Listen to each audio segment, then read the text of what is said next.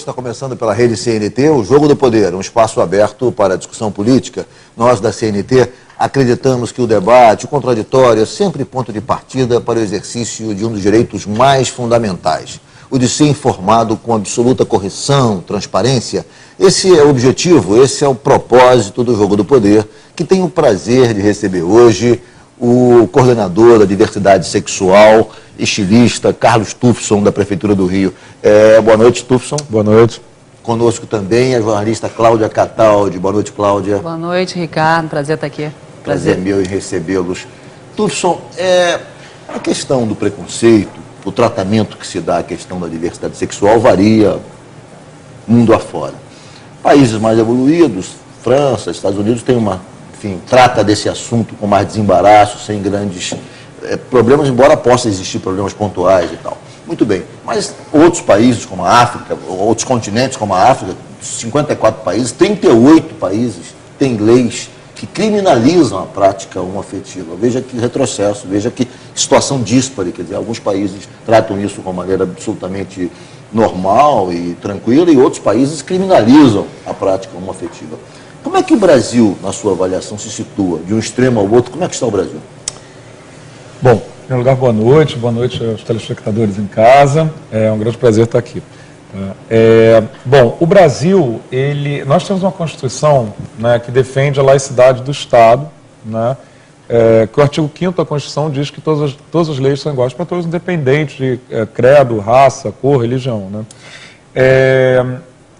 Porém, o que a gente vê é que na prática essas coisas realmente não acontecem. Então nós vemos, por exemplo, os direitos, até a arguição do governador Sérgio Cabral, ser levada para o Supremo Tribunal Federal, os cidadãos homossexuais no Brasil não tinham 120 direitos civis que são garantidos a qualquer um de nós, cidadãos brasileiros, que temos direito de solo, né, nós não tínhamos esses direitos reconhecidos.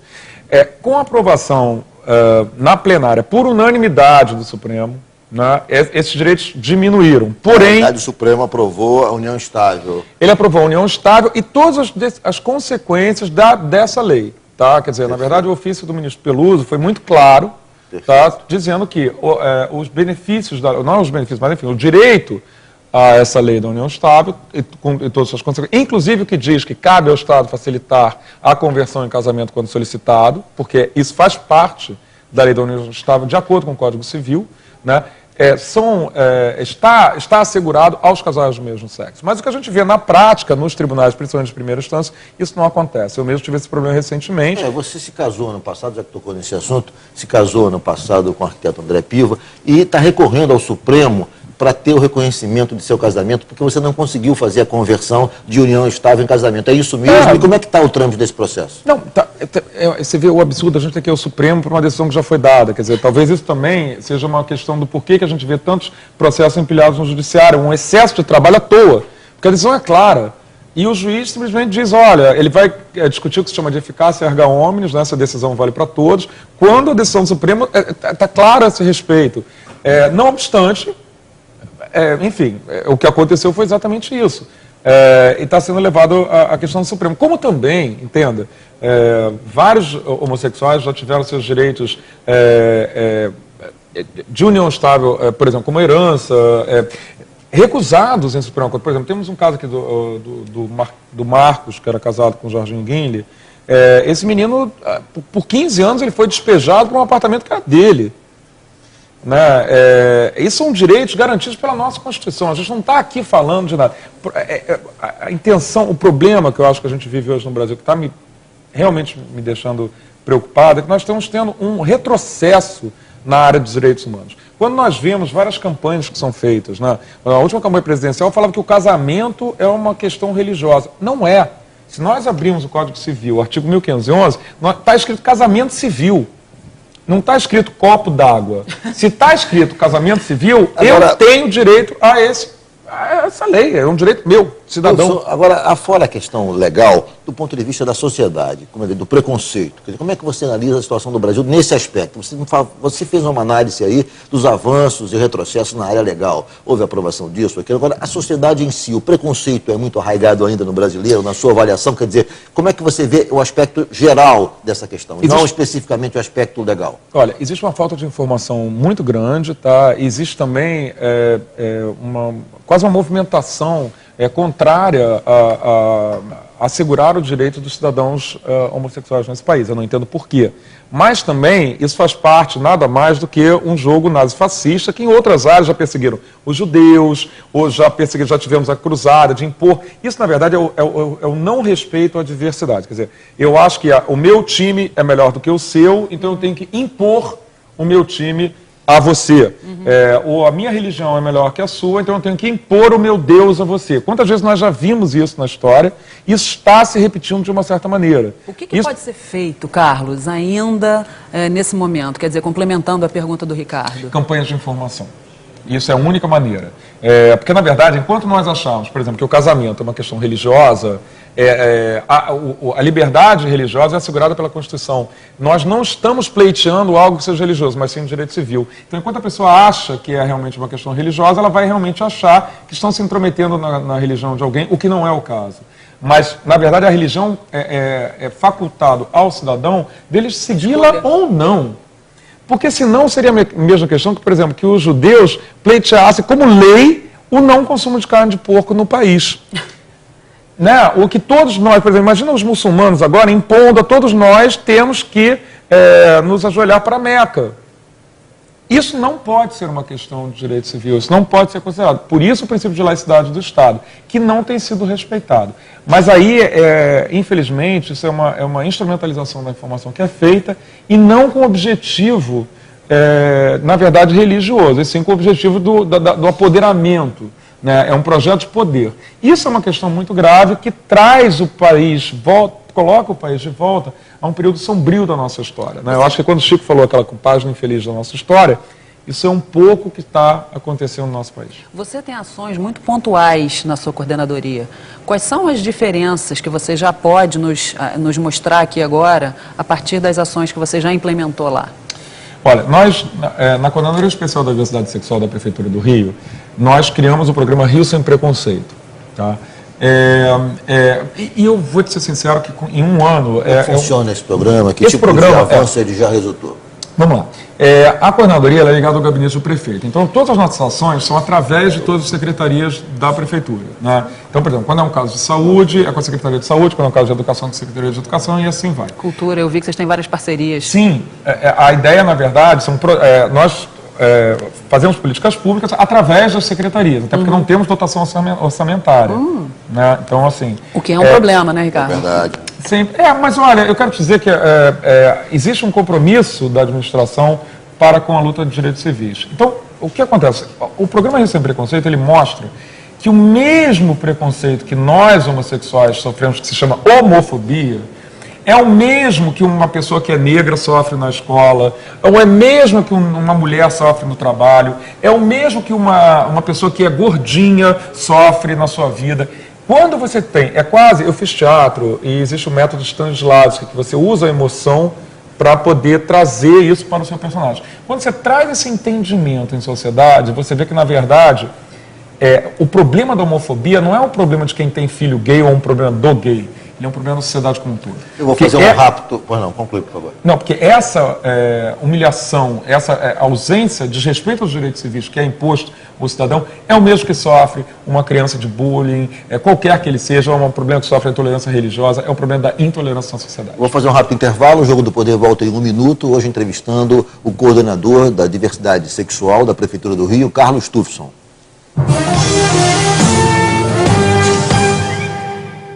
Voltamos com o Jogo do Poder, hoje recebendo o Carlos Tufson, que é o coordenador da diversidade sexual da Prefeitura do Rio, contando com a participação também da jornalista Cláudia Cataldi. Tufson, e o Rio de Janeiro? O Jean Williams, que foi entrevistado por mim aqui nesse programa, falou da cidade dele, Salvador. Disse o seguinte: olha, Ricardo, Salvador é uma cidade que encerra uma contradição enorme. De um lado é libertária, moderna e tal, de outro lado é a cidade com o maior índice de crimes contra homossexuais. Como é que você define o Rio? O Rio é uma cidade cosmopolita, aberta, uma cidade que realmente, digamos, essa questão do preconceito, ela tem uma dimensão menor, ou você acha que o Rio também tem a contradição de Salvador? Bom, o Rio tem uma característica, pela sua história, né, jamais inclusiva. Agora, entenda, o preconceito, ele acontece, infelizmente, ele é inerente, ele é do ser humano, né? Então, ele acontece em todas as cidades, em todos os países. Por exemplo, eu estava na Conferência de Direitos Humanos da Noruega, há 2 anos atrás, e Copenhague, por exemplo, é a cidade que menos tem preconceito na Europa. E tinha um World Out Games acontecendo, 4 atletas foram alvos de atentados à bomba. A diferença é que o poder público agiu imediatamente, em 24 horas estavam presos. Então, na verdade, o preconceito pode existir. O que nós temos que fazer como gestor é educar a sociedade para a aceitação da diversidade e termos leis que garantam isso. No Rio de Janeiro, nós temos uma lei aprovada em 1996 pela Câmara dos Vereadores, que, no caso, é o limite de ação da Prefeitura, que são nos estabelecimentos comerciais. Então, assegura o direito... Essa lei assegura exatamente o quê? Ela assegura ao que se chama de manifestação de afeto, que é um direito constitucional garantido, tá, que vem em princípio da dignidade da pessoa humana, e também o atendimento diferenciado. Na verdade, quando foi feito... Quando você diz manifestação de afeto, você está dizendo que... Manifestação de afeto, no caso, eu posso beijar o seu companheiro, o seu namorado, ou também a namorada, vice-versa com a namorada. Pode ser a mão na mão, pode ser... A manifestação de afeto é garantida por lei no Rio de Janeiro e em outros municípios do país que seguiram a lei da Câmara dos Vereadores do Rio de Janeiro, inclusive. Aqui eu queria fazer, inclusive, a vereadora Jurema Batista, que aprovou essa lei, que foi excepcional de direitos humanos no país. Então, assim, na verdade, na época, essa questão do tratamento diferenciado, por exemplo, como da mesma maneira que a lei Afonso Arinos garante ao negro de não ser, você é negro, você vai pelo elevador dos fundos, da mesma maneira o homossexual não pode ser tratado dessa maneira.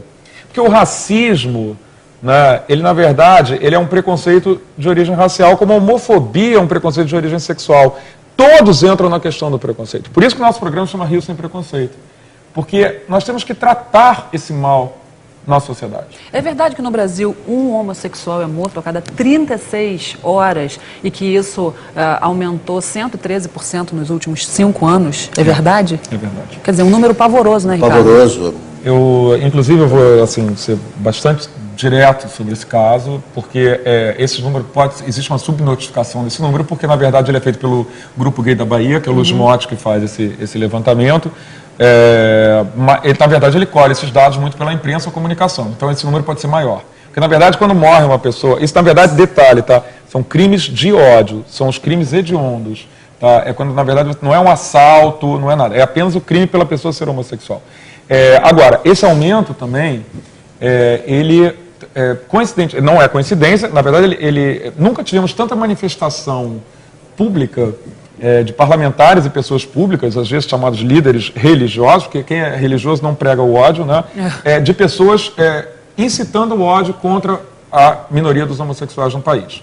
Então, se nós traçarmos um gráfico, a manifestação dessas pessoas, e você vai ver que aumentou os crimes. Eis a questão que está diante do Estado hoje em dia. Como pode, por exemplo, nós vemos o Código Penal ser infringido com provas de vídeo, testemunhal em YouTube, tudo, e ninguém fazer nada. Essa é uma questão que vai caber à sociedade brasileira discutir. Que país nós estamos preparando para as próximas gerações? Que sociedade nós estamos entregando para as próximas gerações?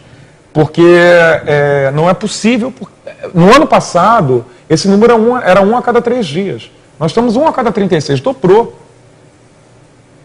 E a manifestação de pessoas que antigamente tinham vergonha de serem odiosos, racistas, preconceituosos, antissemitas, hoje posam orgulhosamente como isso, inclusive usando como instrumentalização política do ódio. Mas a que você atribui isso? De repente é porque... Desculpe, Ricardo. Não, continua. De repente foi por causa de também uma maior exposição do homossexualismo? Você acha que isso pode ter incitado de alguma maneira, ainda que ao contrário?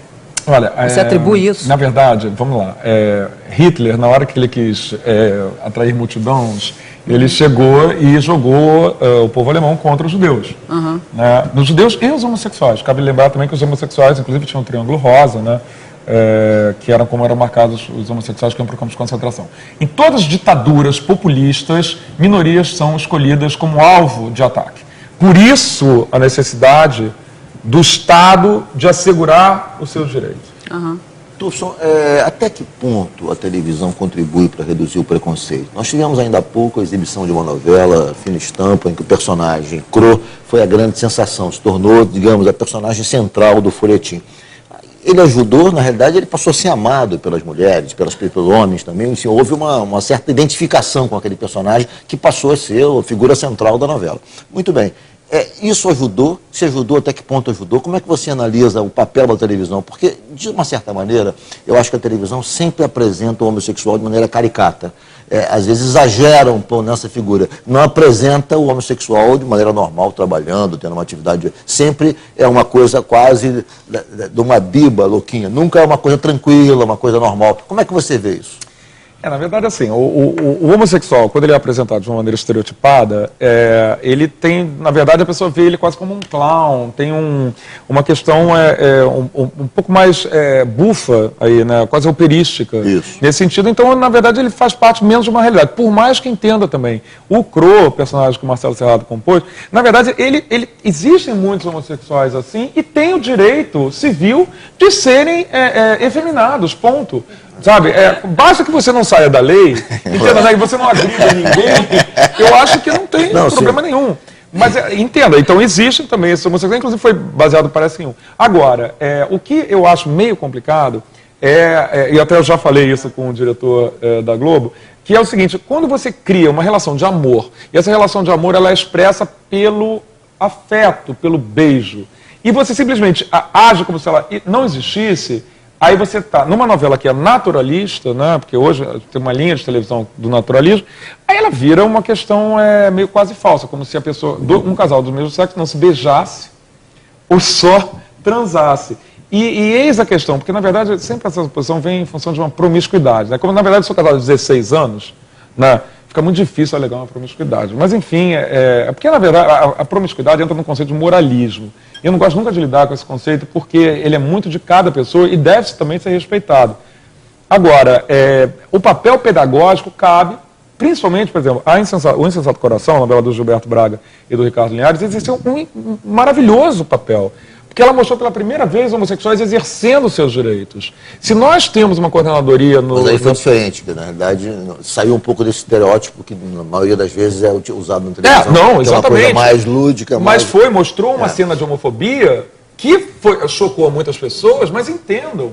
Hoje em dia, eu vou te falar, 16 anos eu luto como militante de direitos humanos nesse país e eu tenho ficado chocado com o requinte de crueldade que esses crimes têm acontecido. Se antigamente, por exemplo, nos anos 80, a gente pode até traçar uma analogia, assim, nos anos 80 tinha um Boa Noite Cinderela, depois levava um tiro, hoje em dia, assim, queima o corpo, arranca os braços e os olhos, bárbara, quase né? uma coisa como acontece, por exemplo, acontecia na máfia na Itália.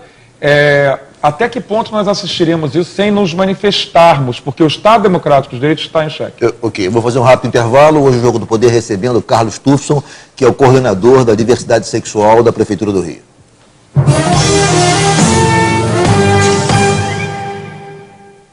De volta com o Jogo do Poder, hoje recebendo o Carlos Tufson, contando com a participação também de Cláudia Cataldi. Tufson, eu queria falar um pouco da parada gay de Copacabana, que se tornou já uma coisa tradicional da cidade. Há quem critique a parada gay no seguinte aspecto, que ela deixou de ser uma manifestação em defesa de alguns direitos e tal, para se tornar simplesmente uma festa, uma grande celebração. Como é que você vê esse tipo de crítica? Concorda, não concorda? E, enfim, qual é a análise que você faz? Bom, eu estou aqui como coordenador. Então, a minha posição, de repente, como cidadão, poderia ser até diferente. Mas, assim, a parada gay, ela nasceu para lembrar um acontecimento de 28 de junho de 1969, que hoje parece que perdeu esse documento histórico. Isso que é a única questão que eu tenho em relação à parada gay como cidadão. Que foi a primeira vez que os homossexuais reagiram e disseram: esses são meus direitos civis, e daqui que na verdade foi a reação a uma batida de uma polícia, num bar onde dançavam homossexuais. O bar se chama Stonewall, em Nova York, e por isso se chama. Na verdade, a gente chama de Levante de Stonewall a comemoração de um ano, foi a primeira parada gay que teve. Então, mas esse foco já perdeu o sentido, já não é mais lembrado, quer dizer, na realidade, isso já está descolado um pouco do que acontece, não está não? Mais ou menos, mas é importante, na verdade, quando a gente fala da parada gay, a gente lembra que há 40 anos nós lutamos por direitos que nos são já de fato. É que nem o Dia da Mulher, que começou por causa das mulheres queimadas naquela indústria, né? Que também já perdeu. Mas, por exemplo, de certa eu posso forma, até fazer uma comparação em relação ao divórcio. Quando foi se passar, por exemplo, minha mãe teve que ir para o Uruguai quando estava grávida do meu irmão, que foi o segundo casamento dela, porque ele ia nascer bastardo. Então, na verdade, naquela época, as mulheres iam ao Uruguai para regulamentar suas relações. Hoje, o Uruguai e outros países, como a Argentina, tem o casamento civil aprovado pelos seus senados. E nós aqui ainda estamos dizendo que caso o legislativo brasileiro aprove o casamento civil, que as igrejas serão obrigadas a casar ou então serão presos. Mas aí é uma questão, mas só olhar na Argentina, gente, aqui do lado.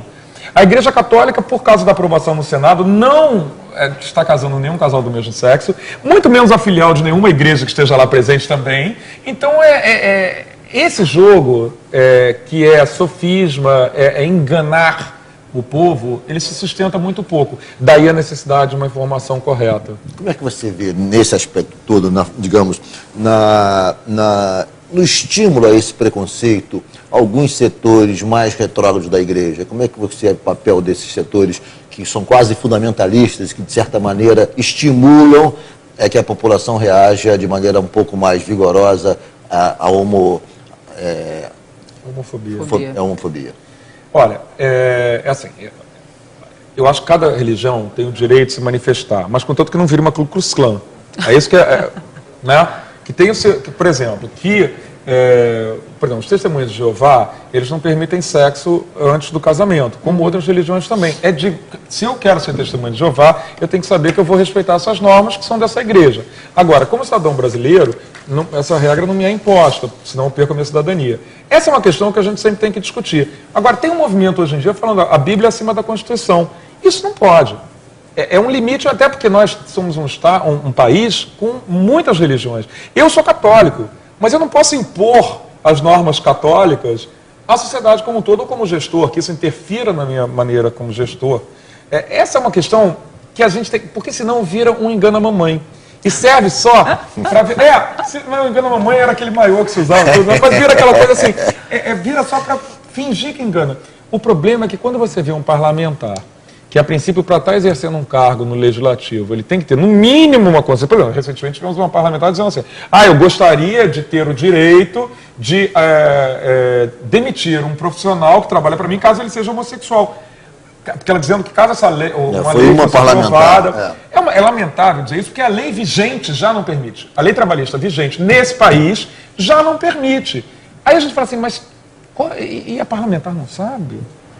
Isso é uma questão que a gente vai falar assim, mas e aí? Porque o discurso terminou com que o fogo dos céus se baixe sobre essa casa, ilumine a todos os parlamentares. Aleluia, irmãos! Isso não cabe num legislativo. Isso a gente tem que pensar bastante se é essa a questão, porque isso não vai ser favorável para a sociedade, não vai educar melhor as crianças, não vai ser salutar para todos nós como todos. Nós precisamos, esse país sempre foi de uma inclusão muito bonita, eu acho que o Rio de Janeiro principalmente. Esse maniqueísmo, né, que é o jogo do bem e do mal, como se existisse um bem ou um mal, que quem determina o que é bem e o que é mal, é quando você diz assim, isso aqui é luz, isso aqui é escuro. Nunca foi muito da sociedade brasileira como está sendo imposto nesse momento. Quais são os avanços que você acha que já obteve na coordenadoria até agora, concretamente? O que você já implantou e o que você já colheu nesse trabalho feito nessa coordenadoria da diversidade sexual? Olha, primeiro, a existência do Legislativo Municipal da coordenadoria já é uma vitória do movimento, entendeu? No Executivo, perdão, do Executivo Municipal, já é uma vitória muito grande para poder exatamente fazer essa ligação. Entendeu? Porque, por exemplo, eu vou te falar, até eu tive a grata, porque eu como militante, eu sempre me manifestei nas portas, na Assembleia. Eu recebi a medalha Tiradentes da Assembleia Legislativa e eu nunca tinha ido no plenário da casa. E a jornalista me perguntou isso, eu assim, nossa, não, é verdade, eu nunca tinha, mas eu já tinha me amarrado na porta manifestando. Porque, na verdade, eu sinto falta do povo brasileiro voltar a participar da vida política, lembrar de quem ele votou, acompanhar a votação dos seus parlamentares e lembrar que, na verdade, quando ele está votando, ele está construindo o futuro da sua nação. Né? Talvez a ditadura, que lembrou tanto, eu posso falar isso de super à vontade, porque eu sou filho dos militares, meu avô lutou na guerra, é febista, lutou por esse país, então eu fico bastante à vontade de falar por isso. A ditadura passava um nacionalismo de defesa de pátria, defesa de solo, que se perdeu um pouco hoje em dia. Totalmente. Né? Essa é uma questão que nós temos. As pessoas não sabem a diferença da primeira e da segunda estrofe, é sonho intenso para o amor eterno, né? Isso é uma coisa que eu acho que a gente vai precisar resgatar. Eu sinto falta, por exemplo, da educação moral e cívica que tinha na escola, ou também o OSPD, a Organização Social Política Brasileira, que eu estudei também. Isso são coisas que precisam voltar. O cidadão precisa aprender a conviver com o outro, que ele não feche o cruzamento, porque, na verdade, esses 30 segundos que ele vai ficar lá parado vai interromper 1 hora de trânsito, né? Mas a ele não vai adiantar em nada. Como também que ele não faça xixi na rua. Né? Como ele não jogue o... Não, porque... Papel. Coisa simples. Olha, nós cuidamos refrigerante, lata, da casa cerveja. dos outros e não cuidamos da nossa casa. Então, cabe ali uma questão... A autoestima do Rio de Janeiro, graças a Deus, voltou muito com a administração Eduardo Paes, com a administração Sérgio Cabral. Isso tem que dizer. O Rio volta, está numa posição inegável. É inegável. Qualquer oposição que queira se fazer, porque existe a oposição, existe fanatismo. Isso é um zero paciência. Ser militante, às vezes, vira fanático muito fácil, né? Verdade. Mas acho que a gente precisa reconhecer e precisa construir um país... Da mesma maneira que eu dialogo com parlamentares de todos os partidos, porque eu acho que a causa dos direitos humanos ela é suprapartidária e ela deve ser assim. Hoje nós temos uma situação no Rio inegavelmente maior. E agora, falta essa questão de trabalhar a sociedade, de cuidar do Rio de Janeiro. O bullying homofóbico, você faz uma campanha contra o bullying homofóbico nas escolas municipais, nas creches, nas repartições públicas. O que você tem de notícia? Pelo amor de Deus, não diga isso, porque isso dá problema. Mas olha só, nós não temos uma campanha específica, porque teve um programa do governo federal que foi recusado pela presidente. Então, mas é um trabalho que você faz para que reduza a ocorrência no programa de Rio bullying, Sem Preconceito, de bullying homofóbico nas repartições públicas e nas escolas. Não, nós aprovamos um decreto municipal que a Lei 2475 foi aprovada em 1996 pela Câmara, ela tem que ser afixada em todos os estabelecimentos e órgãos municipais. E também entender que o servidor público, ele não pode discriminar no atendimento, porque nós estamos lá para servir. Eu acho que isso é importante. O bonito que eu descobri, eu achei que eu não fosse me adaptar muito na questão do poder público, mas o bonito está lá é para construir uma nação melhor, uma cidade melhor. Quando eu assinei a portaria do bullying homofóbico, que na verdade ela gera, no caso de acontecer algum bullying, para que não aconteça como esse menino de Vitória, que agora em fevereiro se suicidou, e hoje os pais estão estão processando a escola, com razão até, que seja sincero, né? Mas como eu sofri bullying, e várias outras pessoas sofreram todos os tipos de bullying, porque eu sofri bullying na minha escola. Eu sofri por ser branco. Nossa. Eu não sofri por ser homossexual. Eu sofri também por ser homossexual, mas é muito no chão, era rato branco, com todas as piadinhas que você pode imaginar. Falando de transexualismo, vocês conseguiram um decreto que garante o nome social aos transexuais, não é verdade? Isso. Eu posso dizer que foi aquele dia, foi no mês que eu assinei a portaria do bullying, o prefeito Eduardo Paes assinou o decreto do uso do nome social. Isso é uma recomendação da Unesco, uma recomendação da ONU. Tá? O Rio de Janeiro não existia isso, é uma razão de evasão escolar, inclusive também nos postos de saúde. Então nós temos que dar, essas pessoas, na verdade, existe uma questão que chama disforia de gênero, tá? A travesti, ela tem o direito cidadão de poder usar o seu nome social. Porque não é possível que nós vejamos uma pessoa com o estereótipo feminino e que tem que ser chamado de João da Silva.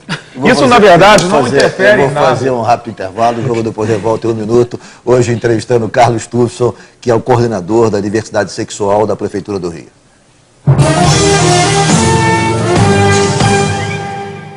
Voltamos com o Jogo do Poder, hoje contando com a presença do estilista e também coordenador da diversidade sexual da Prefeitura do Rio, Carlos Tufson.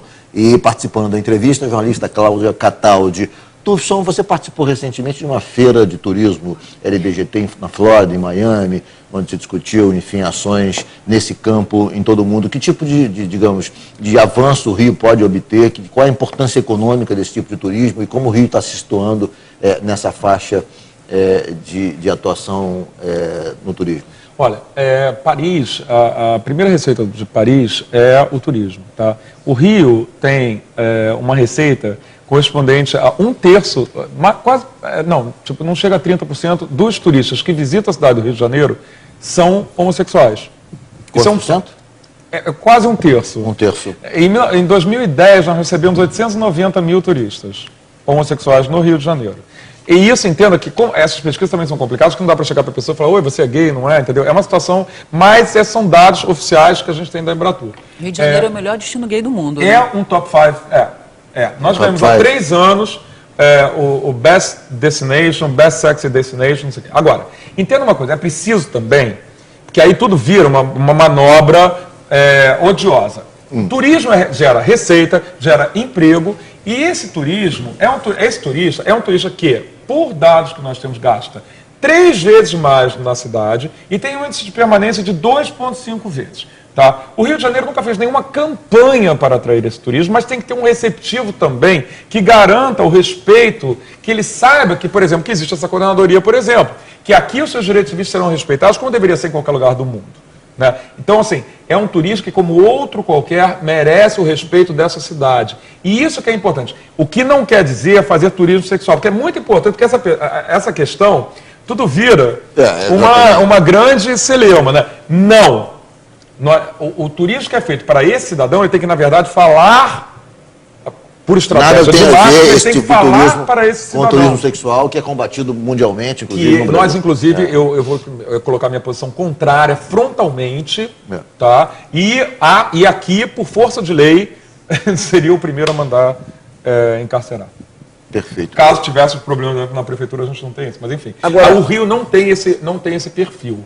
Tá? Não temos por análise, não temos por estudos. Então, qualquer coisa seria mais uma dessas elucubrações que não cabe aqui a gente... Depois dessa militância extensa que você tem no seu currículo, lutando contra qualquer tipo de preconceito sexual e de outra natureza, a gente recebe informações de que você analisa a possibilidade de se candidatar a vereador. É isso? Você agora quer fazer uma incursão no mundo político? Como é que é isso, Turson? Em primeira mão. É verdade, é verdade. Como é que é essa história? Ricardo, assim, na verdade, quando eu entrei na prefeitura, eu sou militante, eu comecei na militância, tá, de DST/AIDS há 16 anos, tá, e eu fazia um programa que se chama A Moda na Luta contra o HIV, que eu unia os meus amigos estilistas e a gente falava, que na verdade eu estava muito preocupado com o aumento do índice de contágio entre mulheres de AIDS, né, que na verdade nos últimos 10 anos foi o maior recorte que foi atingido, foram de mulheres heterossexuais. E não existe, a mídia não falava sobre isso. Eu falei, nós precisamos falar e eu preciso atingir o meu público feminino e comunicar da necessidade do uso de camisinha, porque senão fica aquela coisa, o comportamento de risco, que é como a gente trabalha, mas na verdade naquela época se falava em grupo de risco. Então se eu não sou homossexual, não uso drogas, não preciso transar de camisinha. E muita gente foi contaminada desnecessariamente, e aí é quase uma criminalização da política pública, que a gente não podia permitir, como sociedade civil eu entrei nisso. Eu acho que hoje em dia o olhar de um militante de direitos civis e humanos, ele é muito necessário, eu vejo isso hoje, por exemplo, como gestor, estando no Executivo, tá? E, obviamente, eu vejo a necessidade disso também no Legislativo. Mas aí é uma questão que, enfim, eu sinceramente, eu não sabia que eu ia me apaixonar dessa maneira. Você acha que a política pode ser um instrumento importante para você utilizar para o enfrentamento dessa questão? Ou seja, você fez dois... Primeiro você era um militante. E militante você passou a membro do Poder Executivo e passou a ter instrumentos para, digamos, implantar, programas que venham ao encontro da sua plataforma, da sua visão em relação às questões LGBT. Bom, agora você parece... Não só. Com relação ao preconceito em geral, digamos assim. Importante. Como gestor, eu não me sentiria à vontade. Gestor, perfeito. Agora você pensa em dar um outro passo em direção ao legislativo, quer dizer... Porque também Você acha que pode ser mais eficaz essa sua luta com poder na Câmara Municipal de legislar? Mas hoje, por decreto, na Prefeitura, eu posso agir apenas para as políticas LGBTs. Mas eu sou um cidadão carioca, eu sou um empresário de moda, eu acho que a questão do turismo no Rio de Janeiro é muito importante, ela precisa ser discutida. Quer dizer, são questões. Agora, a maneira que eu vou colocar isso é realmente uma questão que tem que ser decidida. Eu quando entrei na Prefeitura pelo convite do prefeito, eu não sabia que eu ia me adaptar. Eu estou acostumado a ficar gritando na porta da prefeitura, não atuar como gestor. Está acostumado a atividade de militante. Militante. Mas hoje em dia eu noto que o olhar de um militante de direitos civis e humanos, independente de todas as questões que pode ser, desde a questão do empresariado, desde a questão da... Não adianta a gente falar em cidadania sem falar em geração de emprego. Que é muito fácil falar brasileiro, homem só, mas se a gente não dá condições dessa pessoa exercer a cidadania. Por exemplo, a gente fez um projeto lindo, chama Balcão Carioca da Cidadania. Eu noto que o cidadão... Inclusive na Rocinha teve atuação do Balcão Carioca da Cidadania, depois da pacificação. Que tipo de resultado produziu na Rocinha? Foi muito bom. Agora, o que acontece? A Rocinha tem um aparelho municipal excepcional, que é o Rinaldo Delamare, que oferece já também ali à população um serviço de qualidade incrível. Então, na verdade, eu tirei de lá para colocar em lugares que nós estamos mais carentes da atuação do poder público. Porque, na verdade, ele é simplesmente o seguinte, é informar ao cidadão o direito que ele possui. Direitos civis e humanos municipal, federal e estadual. Estamos falando desde a Lei Maria da Penha, estamos falando também da Lei 2475. Na verdade, por exemplo, num caso na Rocinha, um senhor que apanhava da mulher, sofria violência e caberia a aplicação da Lei Maria da Penha. Ele foi encaminhado à Defensoria Pública do Estado, que a gente tem uma parceria, para que ele possa exercer o seu direito civil. Na verdade, a marginalidade vem do desconhecimento que eu tenho dos meus direitos enquanto cidadão. Na verdade, a gente quer levar o conhecimento do cidadão para que ele saiba. Ele é cidadão para que ele possa exercer a sua cidadania. E isso interferir no seu voto, interferir na sua maneira como ele olha o país e até que cuidar do seu canteiro, não deixar ninguém jogar papel na rua. Essa é a transformação que o militante de direitos civis e humanos pode dar para essa sociedade, porque é uma ótica diferente. Nós estamos a 3 minutos do encerramento do programa, eu queria falar um pouquinho de moda. Você saiu, deixou, digamos, a atividade de empresário de moda, pelo menos por um período, está se dedicando integralmente à militância, enfim, política, e em torno dos seus projetos, em torno, enfim, do seu ideário. Agora, como é que você vê a moda brasileira e que tipo de avaliação você faz? Que projeto você tem nesse campo também? Pretende voltar, não pretende voltar? Você que tanto brilhou produzindo moda no Brasil e no exterior. Olha, eu quando fechei minha empresa, a minha empresa é um case que não vai dar para em 3 minutos a gente discutir aqui, porque na verdade assim, a gente exportava, nós vendíamos, girávamos 90% nas lojas, era um case, a gente exportava, agora foi uma empresa que cresceu por si só, cresceu da sua venda e com isso foi crescendo. Aí cabe discutir o que é o chamado capital de giro, o que é o acesso ao BNDES do microempresário. Eu, na verdade, por exemplo, uma cliente que não me pagava, eu pagava 12% ao banco de juros. Como é que eu vou poder pagar o meu salário, o salário das pessoas que trabalham para mim? Que essa era a grande cruz. Eu tinha 90 funcionários. O funcionário, ele além de ser demonizado, sofrer preconceito também, ele, na verdade, todos os riscos são dele. Se eu recebesse o que eu pagava de impostos, nós temos que discutir o custo Brasil. Mas você acha que a moda brasileira hoje, que importância tem? Eu acho que a moda já foi, no estado do Rio de Janeiro, o segundo maior gerador de empregos, principalmente para as mulheres. Tá? Eu já vi muita mulher transformar de uma renda secundária, virar renda primária da família e os maridos até abandonarem os empregos para auxiliar suas esposas. Eu acho que nós podemos voltar a isso. De certa maneira, São Paulo não liderou isso, São Paulo Fashion Week não levou, inclusive, grandes grifes do Rio. Isso não tem a ver com São Paulo Fashion Week. Na verdade, o que fez isso acontecer é porque eu vivo, minha mãe é estilista, então eu vivo na moda desde que ela foi criada, porque foi o Rio de Janeiro que criou. Na verdade, foi o governo Brizola, tá?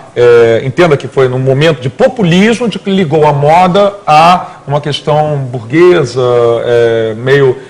E ali houve esvaziamento um pouco da... As indústrias foram embora pela ausência de incentivo e de distribuição da cadeia produtiva. Na verdade, por exemplo, o secundário, que é a indústria da transformação, na moda, é o maior gerador de empregos, o segundo maior gerador de empregos no Rio.